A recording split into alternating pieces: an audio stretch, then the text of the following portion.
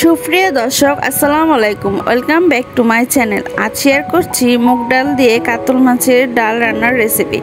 তো চলুন মূল রেসিপিটি শুরু করা যাক। কিন্তু তার আগে যারা আমার চ্যানেলটি এখনও সাবস্ক্রাইব করেননি, এরকম আরও মজার মজার রেসিপি পেতে আমার চ্যানেলটি সাবস্ক্রাইব করে পাশে থাকার বেল বাটনটি অন করে দিন, পরবর্তী ভিডিওর নোটিফিকেশন সবার আগে পাওয়ার জন্য।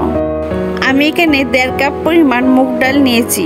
মুগ ডালগুলো পাতিলে ঢেলে ভেজে নিচ্ছি।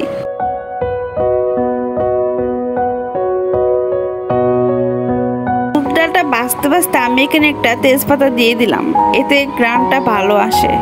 তারপর কিছুক্ষণ ভাজার পরে যখন এরকম লাল লাল হয়ে আসবে, তখন মনে করে নেবেন যে ভাজাটা ঠিক হয়ে গিয়েছে। তখন আমি চুলা জালটা নিভিয়ে দিলাম। মুগ ডালটা আমি কিছুক্ষণের জন্য পানি দিয়ে ভিজিয়ে রাখবো, তাই এখানে দিয়ে দিলাম কিছু পরিমাণ পানি।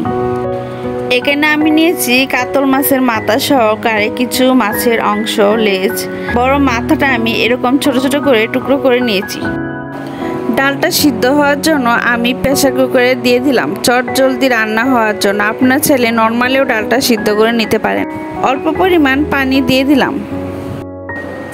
দিলাম সামান্য পরিমাণ লবণ, তেজপাতা, মরিচ কুচি, রসুন কুচি, পেঁয়াজ কুচি, হলুদের গুঁড়ো। ঢাকনা দিয়ে প্রেসার কুকারটা ঢেকে আমি 2টা হুইসেল দিয়ে নিচ্ছি। ফ্রাই প্যানে আমি পেঁয়াজ কুচিগুলো লাল লাল করে ভেজে এখানে আমি মাছগুলো এক এক করে দিয়ে দিলাম। তারপর দিলাম কাঁচামরিচ কুচি, দিয়ে হালকা নেড়ে ছেড়ে নেব। দিয়ে দিলাম পরিমাণ মতো লবণ, জিরা বাটা, হলুদের গুঁড়ো, মরিচের গুঁড়া, ধনিয়া গুঁড়ো দিয়ে নাড়াচাড়া করে নিচ্ছি। হালকা একটু পানি দিয়ে দিলাম, কিছুক্ষণের জন্য ডেকে দিলাম। এখানে আমি সিদ্ধ করা ডালটা মাছের সাথে দিয়ে দিলাম, দিয়ে এভাবে নাড়াচাড়া করে নিলাম।